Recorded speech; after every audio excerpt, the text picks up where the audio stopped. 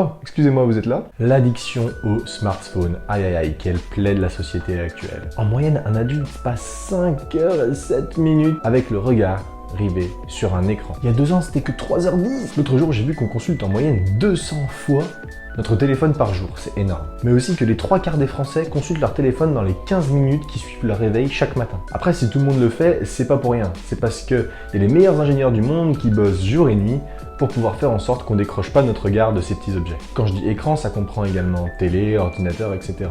Sur les téléphones, j'ai pas la donnée exacte. Après, on peut pas nier que ces appareils sont indispensables pour qu'on puisse travailler. Moi-même, je passe énormément de temps sur mon ordinateur pour travailler, ne serait-ce que pour monter les vidéos. Mais on va pas se mentir, parfois on abuse un petit peu. On pourrait passer 1 heure de moins à regarder un épisode de Netflix par exemple. Je dis 1 heure, mais ça pourrait être une journée, parce que qui n'a jamais passé une journée entière à bouffer devant Netflix et à rien faire de la journée. Après, je me suis amusé à faire un petit calcul mathématique. Disons que tu passes 1h30 par jour à te divertir sur tes écrans. Par an, ça fait 547 heures et demie, soit 23 jours total de temps totalement perdu. Et du coup, je vous laisse deviner ce que ça fait en 50 ans. 1140 jours de perdu, soit 3 ans de ta vie. Tu perds 3 ans de ta vie en 50 ans à te divertir. C'est peu quoi dire. Je vous parle souvent d'effets cumulés. Vous vous rendez compte de la puissance de l'effet cumulé sur 3 ans de votre vie?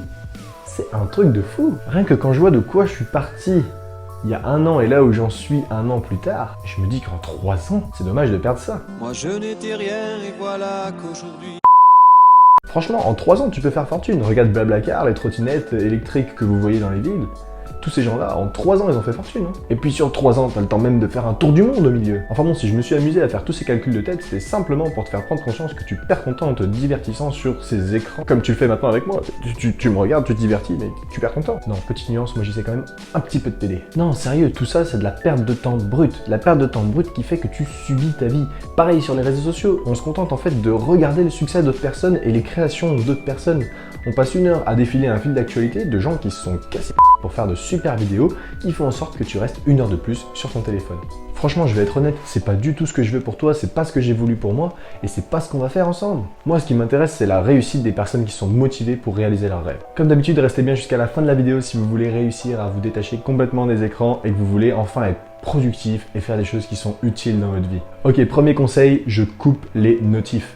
Les notifs, c'est vraiment ce qui vous fait aller sur votre téléphone alors que vous n'aviez pas envie de le faire à la base. Le fait de couper les notifs va faire en sorte que vous ne consultez votre téléphone que quand vous en avez vraiment envie. Vous n'aurez plus les appels de Candy Crush qui vous disent que vous avez toutes vos vies et que vous pouvez geeker pendant 1 heure sans être interrompu. Sérieux, les notifications, vous en êtes esclave parce que c'est elles qui vous disent quand vous devez regarder votre téléphone. Donc coupez-les et fixez-vous des heures auxquelles vous allez regarder votre téléphone ou en tout cas des moments où regardez-le quand vous en avez envie ou quand vous savez que vous attendez quelque chose d'important. Deuxième chose, développer des habitudes simples comme le fait de laisser son téléphone en mode avion, par exemple à partir de 22 h et vous ne le remettez pas en mode normal avant 9 h du matin. Donc votre téléphone, il n'a pas besoin d'être autrement qu'en mode avion, sauf si vous savez que vous avez quelque chose de très important.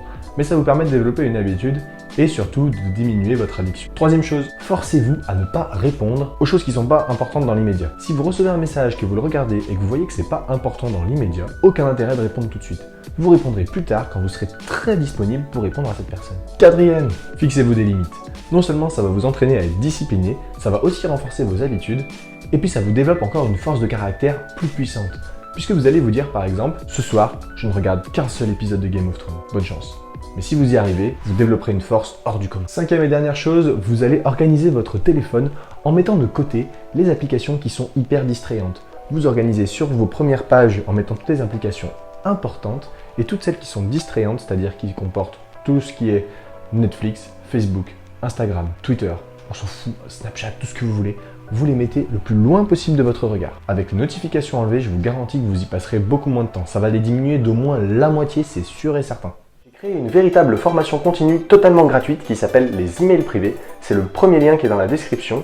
Si tu laisses ton adresse email dans ce lien, tu vas recevoir chaque jour un email qui va te permettre de rejoindre la communauté des super humains, ces personnes qui réussissent leur vie, ces personnes qui se revendiquent heureuses, qui vivent leur vie selon leurs propres termes, selon leurs propres lois, et qui ne sont pas victimes de leur vie.